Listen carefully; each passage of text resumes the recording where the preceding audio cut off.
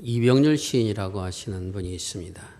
종합예술대학을 나오신 분인데 그분이 쓴 산문집에 끌림이란 산문집이 있는데 거기에 거북이 한 마리라고 하는 글이 있어 소개함으로 말씀을 시작합니다. 잘 들어보시기 바랍니다. 사람이 사람을 믿어야 하는 것은 당연하고도 당연한 일이겠지만 그 일로 몇 번의 죽을 것 같은 고비를 겪은 적이 있는 사람한테는 사람을 믿는 일이 가장 어려운 일이 될 수도 있을 거란 생각이 든다. 내가 아는 사람 중에는 마음 아프게도 사람 때문에 마음 아픈 일을 많이 겪어 아주 먼 나라에 가서 살게 된 사람이 있다. 정말 그렇게까진 하지 않으려 했던 사람인데 사람을 등지는 일이 나라를 등지는 일이 되어버린 사람이다. 쓸쓸한 그 사람은 먼 타국에 혼자 살면서 거북이 한 마리를 기른다. 매일매일 거북이한테 온갖 정성을 다 기울인다. 말을 붙인다. 그럴 일도 아닌데 꾸짖기까지 한다. 불 꺼진 집에 돌아와 불 켜는 것도 잊은 채 거북이를 찾는다. 외로움 때문이기도 하지만 자신의 손길을 필요로 하는 존재가 분명 세상 어딘가 있을 거라는 확신으로 거북이에게 기댄다. 근데 왜 하필 거북이였을까? 거북이는 그 속도로는 절대 멀리 도망가지 않아요. 그리고 나보다 오래 살 테니까요. 도망가지 못하며 무엇보다도 자기보다 오래 살 것이므로 먼저 거북이의 등을 보는 일은 없을 거란 것, 이 두 가지가 그 사람이 거북이를 기르게 된 이유이다. 사람으로부터 마음을 심하게 다친 한 사람의 이야기다. 이런 글입니다. 세상을 살아가는 동안에 우리 모두가 다 크고 작은 상처들을 마음에 받으며 살아갑니다. 그러나 대부분 우리의 마음에 받은 상처는 가까운 사람들에게서 받은 것입니다. 그리고 내가 믿었던 사람에게서 받은 상처는 우리 마음에 더 깊은 자국을 남기게 됩니다. 우리가 받은 상처를 다른 사람의 상처와 비교하는 것은 불가능합니다. 세상에 어떠한 사람보다 더 많은 아픔을 겪으며 산 사람은 없다. 이렇게 말하는 사람은 그 사람은 옳지만은 다른 사람이 볼 때는 그렇지 않습니다. 사람은 언제나 자기의 손가락이 다른 사람의 큰 수술보다도 아픈 것이 여겨지기 때문인 것입니다. 그러나 이렇게 아픈 상처를 가지고 살아가는 사람이라 할지라도 누군가가 그의 상처를 보듬어주는 사람이 있다면 그러면 그 상처는 많이 약화될 것이며 누군가가 자신의 마음을 들어주는 사람이 있다면 자신의 마음을 알아주고 이해해주는 사람이 있다면 그 상처로 인해서 마음의 피폐를 겪는 일들은 없을 것입니다. 그러나 많은 사람들 가운데 그러한 사람들을 만나지 못해서 오락에 빠지고 쾌락에 빠지고 방종으로 나아가는 사람들이 있는 것을 우리는 종종 보게 됩니다. 자신도 모르게 도덕적으로 윤리적으로 타락해서 무너져간 모습을 바라봅니다. 오늘 거울에 비친 낯선 이방인처럼 자신의 얼굴을 바라보는 그 모습을 또한 경험하기도 합니다. 우리 또한 우리 속에 있는 그런 마음의 고통들을 이 마음의 아픔을 누가 알아줄 것인가 하는 사람들을 찾는 외로움과 고독함이 있습니다. 오늘 본문에 나오는 여인이 바로 그와 같은 여인입니다. 오늘 본문에 나온 여인은 이름도 없습니다. 나이도 밝히지 않습니다. 어디에 사는지도 모릅니다. 다만 그 여인에 대한 유일한 소개는 이 여인은 죄 많은 여인이다 라고 마을 사람들 모두에게 낙인이 찍힌 그러한 여인이란 겁니다. 그 여인이 길에 나타나면 사람들은 손가락질합니다. 자기 죄인이 떠나간다. 그 손가락질이 싫어서 밤중에 다니거나 몰래 다니며 살아왔던 여인입니다. 당시 많은 사람들 앞에 죄인으로 지켰던 사람들은 크게 두 부류의 사람들이 있습니다. 첫째는 세리들입니다. 세리들은 백성들의 세금을 걷어서 로마에 바치는 사람이다 라고 해서 공공의 적으로 죄인으로 여겨왔던 사람들이 바로 세리들입니다. 그리고 또한 몸을 팔아 살 수밖에 없었던 여인들을 가르쳐서 죄인이라 그렇게 낙인을 찍혔습니다. 그래서 이 여인도 그들 가운데 하나였을 것으로, 특히 여자이다 보니까 창기였을 것으로 그렇게 생각합니다마는 오늘 본문 속에서는 다만 이 여인은 죄 많다라고만 기록하고 있습니다. 이 죄 많다라고 하는 헬러 단어 가진 뜻은 인생을 실패한 사람이다, 도덕적으로 불의를 범한 사람이다라는 의미를 갖고 있습니다. 어떠한 죄를 저질렀는지 분명하게 이야기하지 않지만은 모든 사람들이 그 여인을 바라볼 때 그 여인은 죄인이라고 하는 것을 가지고 바라보는, 그렇게 한 살 살아가는 여인이라고 하는 것입니다. 이 여인이 예수님께서 바리새인 집에 계시다는 소문을 듣고는 그 집을 찾아갑니다. 바리새인, 나중에 시몬이라 이름이 밝혀진 이 사람이 예수님을 식사 자리에 초대했습니다. 바리새인이 예수님을 식사 자리에 초대했다는 것은 적어도 그 예수님을 자신의 자리에 초대할 만한 그러한 이유를 그 사람이 가지고 있었다는 겁니다. 다른 사람을 초대한 잔치 자리에는 구걸자들은 들어가서 구걸할 수가 있었습니다. 아마 그 여인도 그러한 틈을 타서 들어왔는지 모르겠습니다. 그 여인이 바리새인 시몬의 집에 예수께서 계시다는 소문을 들었다라고 하는 이 말이 가지고 있는 뜻은 단순히 그날 들었다는 것만이 아니라 예수께서 어떻게 지금 어디에 계시고 어디로 갈 것인가, 이러한 것들을 주의하고 주목하면서 살펴왔다는 것을 알 수가 있습니다. 그래서는 집에 들어가서 자신이 준비한 향유를 들고 나옵니다.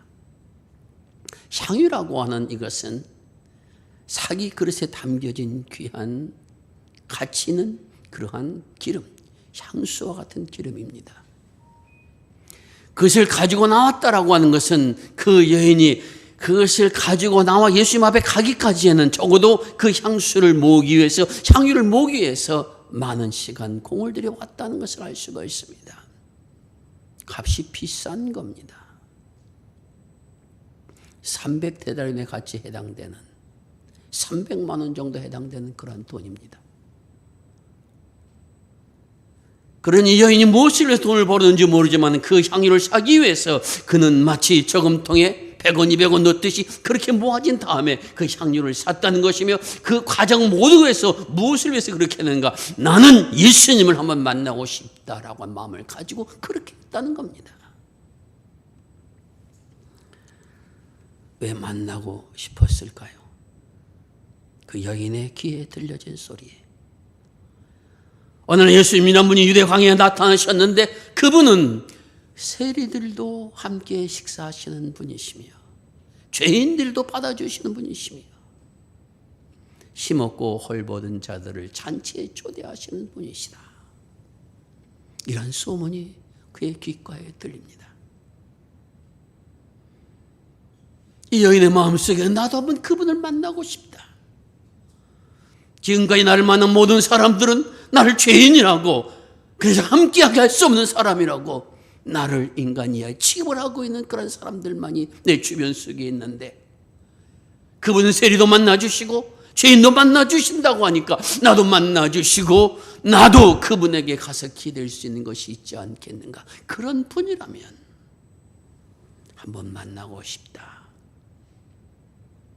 그래서 오늘 가슴에 간직하며 향유를 준비하며 키워온 겁니다. 자신의 집 근처에 시몬의 집에 오셨다는 소식을 듣자마자 그는 한 걸음의 거리로 간 겁니다. 이 사람은 바리새인입니다. 바리새인이란 율법에 정통한 사람이고, 그리고 많은 사람들 존경받는 위치에 있는 사람이 또한 바리새인입니다. 그런 사람이 집에 이 여인이 간다는 것은 그렇게 쉽지 않은 겁니다. 그래서 가서는 어디에 서 있습니까? 예수님의 발 뒤치에 서 있습니다. 그것은 이분이 나를 내쫓지 않도록 막아줄 것이라고 하는 것을 생각하고 있다는 겁니다. 모든 사람들이 눈살을 찌푸립니다. 왜 여기 왔는가? 식사 자리를 망치는 것이 아니겠는가? 그러니 그 여인을 쫓아내지 않겠는가 생각들이 모인 사람들에게 있습니다. 다만 주님이 그날 초청받으신 분인데 그 초청받으신 분이 앞에 떡 버티고 있어서 이 여인을 쫓아내지 못하고 있는 그런 가운데 여인이 눈물을 흘립니다. 한 방울 한 방울 흘리던 이 여인의 눈물은 예수님의 발 앞에 엎어지면서 눈물이 한없이 흘러내립니다. 마치 주체할 수 없는 그러한 것처럼 눈물을 흘리고 있습니다. 그리고는 자신의 머리를 풀어서 그 발을 닦습니다. 여기에는 깨끗이 닦았다라고 한 의미가 있습니다. 그렇게 깨끗하게 닦기 위해서 자신의 머리를 풀어헤칩니다. 여자가 머리를 풀어헤친다는 것은 두 가지입니다. 하나는 부모의 상을 당했을 때이고, 또 하나는 나는 미쳤다라고 하는 것 때문에 머리를 푸는 것, 두 가지뿐이 없습니다. 근데 이 여인은 상을 당한 것도 아니고, 그리고 정신 나간 것도 아닙니다. 그러나 머리를 풀어해줬다는 것은 나는 당신 앞에 아무것도 아닌 존재라고 하는 것을 드러내고 있습니다. 그래서 그 발을 눈물로 적신 발을 머리털로 닦고 거기에 향유를 부읍니다. 비싼 향유는 머리에 붓는 겁니다. 근데 얘는 내가 이 머리를 당신의 머리에 부을 만한 자격도 없는 사람이라는 것을 너무도 잘 알고 있습니다. 나는 죄인입니다. 모든 사람이 나를 만나지 못할 사람으로, 상종하지 못할 사람으로 여기는 그러한 여인입니다. 그런데도 당신은 나를 버리지 아니하시고 내가 하는 행동을 받아주신, 내가 할 수 있는 가장 큰 사랑을 담아서 지금 당신에게 할 수 있는 것은 이것뿐이 할 수 없습니다. 그것이 여인의 행동입니다. 여러분 한번 생각해 보시기 바랍니다. 내가 예수님인데 행색이라 좋았겠습니까? 그런 여인이 갑자기 찾아와서는 등 뒤에 숨어 있다가는 말없이 눈물 흘리더니 자신의 발 앞에 엎어져서 눈물을 펑펑 쏟아냅니다. 소리도 내지 않고 그냥 눈물만 흘려냅니다. 그러더니 갑자기 머리를 풀어서 그것을 닦고 향유를 어떻게 준비한지 모르지만 이 향유를 붓는데 주님은 가만히 계십니다. 이것을 보고 참지 못했던 사람은 바리새인입니다. 그는 이렇게 독백하듯이 이야기합니다. 내가 사람을 잘못 초청한 것이 아닌가? 내 생각에는 내가 들어온 바르다는 유대 갈릴리에서 오셔서 가르치시는 예수님의 모습을 보면 그분은 분명히 예언자 가운데 한 사람이니까 내가 바리새인으로서 예언자를 한번 모시는 것이 당연한 것이 않겠는가라고 해서 모셨는데, 저 여인 죄가 많다는 것도 알아보지 못한 사람이 과연 예언자일까? 아닐까? 이런 고민과 이런 생각이 그를 중얼거리게 했던 겁니다. 그것을 보면서 예수님께 그에게 이렇게 말합니다. 시몬아, 내가 내게 이를 말이 있다. 어떤 사람에게 한 사람은 500만 원을, 한 사람은 5천만 원을 빚을 졌는데 이 둘 다 갚을 길이 없으므로 이 둘을 다 탕감해 주었다면 어떤 사람이 그를 더 사랑하겠느냐? 제 생각에는 더 많은 돈을 탕감받은 사람이 사랑할 것이라고 생각을 합니다. 내 대답이 옳도다. 시몬아, 이 여자를 보라. 너는 내게 발 씻을 물도 주지 아니하였다. 그런데 이 여인은 눈물로 내 발을 씻었다.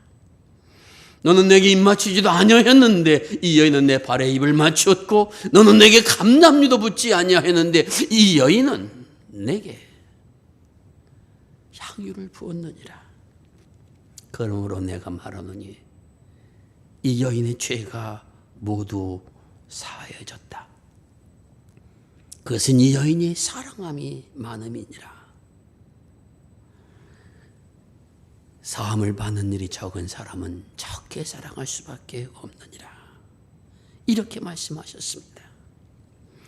여기서 강조하고 있는 것은 내가 율법을 많이 아는 자로서, 사랑한다는 게 무엇인 것을 아는 자로서, 그래서 내가 나를 초청했으면 초청한 자의 사랑 정도는 베풀었어야 되는 것인데 그렇지 못했다. 책망의 소리가 아닙니다.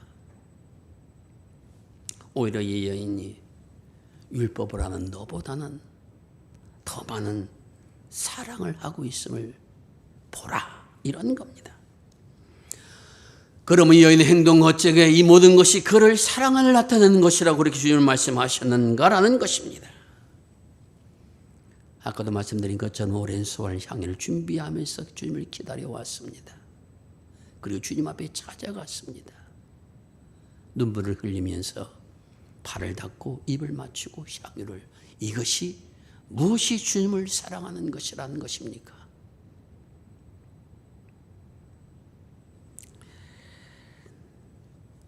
오늘 그 여인의 행동은 자신이 사랑받고 있는 것에 대한 표현이요, 사랑받고 있는 것에 대한 감사요, 사랑받고 있는 것에 대한 그러한 행동이라고 합니다. 오늘 나는 나 같은 사람도 만나주시고 이해해 주시고 받아주시는 주님을 만났다는 겁니다. 모든 사람들이 나를 죄인으로 여기지만 나를 죄인한 한 사람으로 받아주고 나의 속 아픈 것을 이해해주고 나의 고통을 알아주시는 분을 만났으니 이 분 앞에 내가 할 수 있는 가장 큰 것은 어떤 것인가? 나의 모든 것을 다 내려놓아도 아깝지 않다는, 그것이 바로 이 여인이 가졌던 행동의 모습이라고 하는 것입니다. 주님께서 받으신 것은 발 씻음과 입맞춤과 향유가 아니었습니다. 그것은 여인의 사랑이었습니다. 죄인된 자신을 받아주시는 분에 대한 죄교의 공의를 표하는 사랑이었습니다. 여인이 흘린 눈물은 자신의 죄를 받아주신 것에 대한 사랑의 눈물이었으며 자신이 그런 사람이었다는 것을 고백하는 회개와 또한 자신을 받아주시는 것에 대한 감사의 눈물이었으며 그 눈물을 흘리며 자신 마음속에서 응어리들을, 죄들을 다 씻어내는 그러한 눈물이었던 것입니다. 그것을 머릿돌로 닦아내면서 그 여인은 자신의 마음을 닦아낸 겁니다. 자신이 가진 상처를 닦아낸 겁니다. 이제 누가 나에게 뭐라 한다 할지라도 나는 이런 사랑을 받은 사람으로서 이제 내가 다른 사람이 내게 뭐라 하는 거 강개하지 않을 정도의 그런 심령의 단단함이 생겼다는 겁니다. 왜? 사랑하는 사람을 만났기 때문이라는 것입니다. 시몬은 바리새인으로 율법을 아는 사람이었습니다. 그는 예언자를 초청하려고 한 마음을 가진 사람이었습니다. 하지만 시몬에게 없는 것이 하나 있었으니 그것은 그 여인처럼 나도 주님 앞에서 용서함을 받아야 할 사람이라는 것을 알지 못했다는 겁니다. 지금 내 앞에서 모신 그분이 나의 죄를 용서하시고 나를 새로운 하나님의 세계로 인도해 줄 분이라는 사실을 깨닫지 못했다라는 것. 율법을 가지고 다른 사람을 정죄하는 것은 누구나 할 수 있는 일입니다. 잘못된 사람을 보고 너 잘못했다 지적하는 것은 누구나 할 수 있는 일입니다. 하지만 여러분들이 상처받은 일이 거기서 나옵니까? 지적하고 가르치려는 여기서부터 옥당한 사실들을 우리가 알지 않습니까? 오늘 주님께 연애 보여주신 사랑은 그 연을 그냥 품어주신 겁니다. 그 아픔을 알아주신 겁니다. 아무 말씀도 하지 않으셨습니다.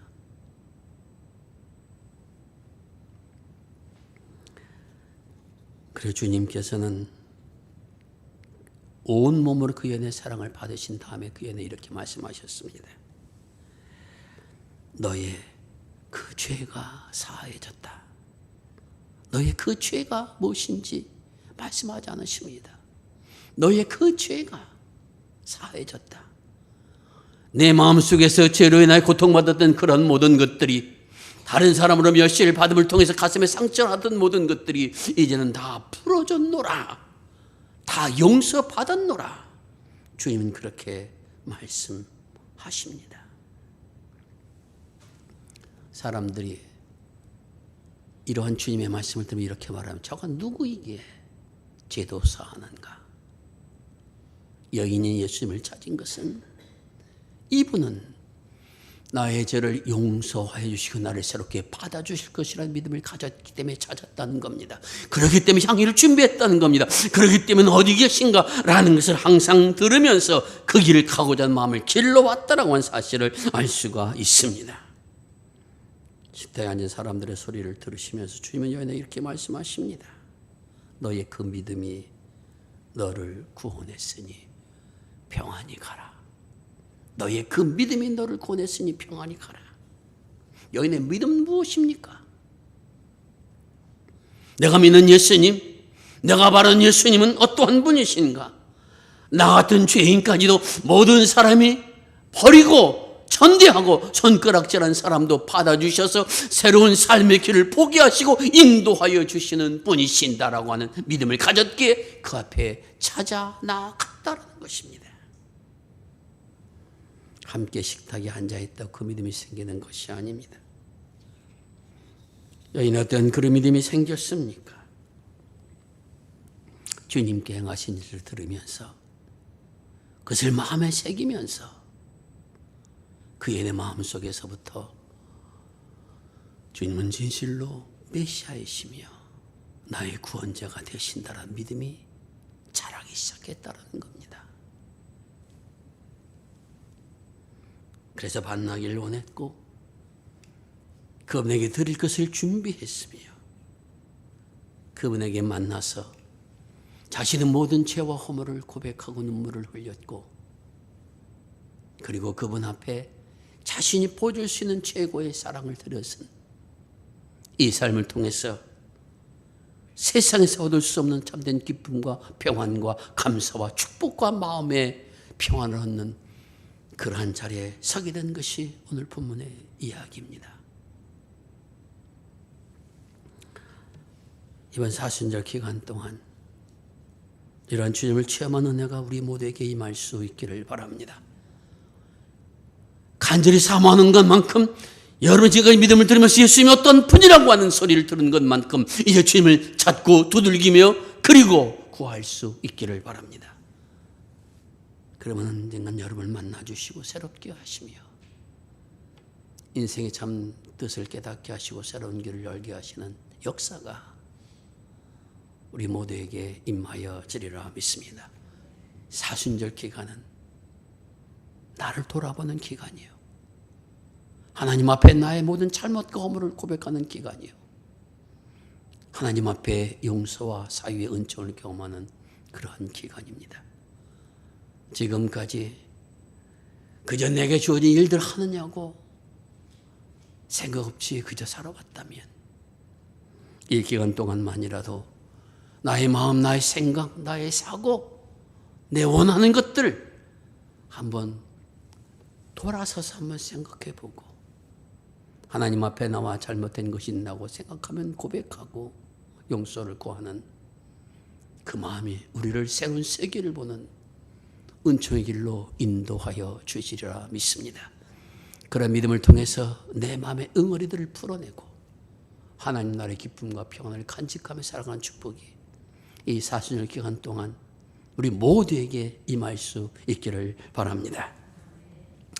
처음에 거북이라고 하는, 한머리라고 하는 그러한 시를 썼던 이병률 시인의 이 시를 중에서 사랑해라는 시를 다시 한번 낭독함으로써 말씀을 마치려고 합니다. 사랑해라. 무엇 때문에 난 사랑하지 못하는가 하고 함부로 생각하지 마라. 그건 당신이 사랑을 누구나 언제나 하는 흔한 것 가운데 하나라고 믿기 때문이다. 왜 나는 잘하는 것 하나 없으면서 사랑조차도 못하는가 하고 자신을 못마땅해 하지 말라. 그건 당신이 사랑을 의무라고 생각하기 때문이다. 사랑은 흔한 것도 의무도 아닌 바로 당신 자신이다. 사랑해라. 그렇지 않으면 지금까지 이루어온 것보다 더 많은 것을 잃게 될 것이다. 사랑해라. 사랑하고 있을 때만 당신은 비로소 당신이며 아름다운 유일한 사람이다. 기도하겠습니다. 아버지 하나님, 우리를 사랑하셔서 우리 모든 허물과 잘못에도 불구하고 우리를 안아주신 그리스도의 사랑을 더욱 체험하는 은혜가 우리 모두에게 임할 수 있기를 원합니다. 이 40절 기간 주님과 더욱 가까이 다가서서 주님의 사랑의 깊이와 넓이와 높이와 길을 체험하기를 원합니다. 은혜를 내려 주시옵소서.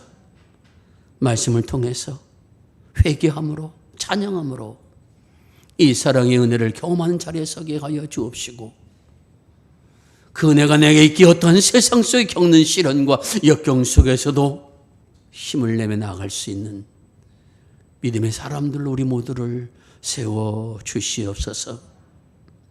우리를 한없이 사랑해 주셔서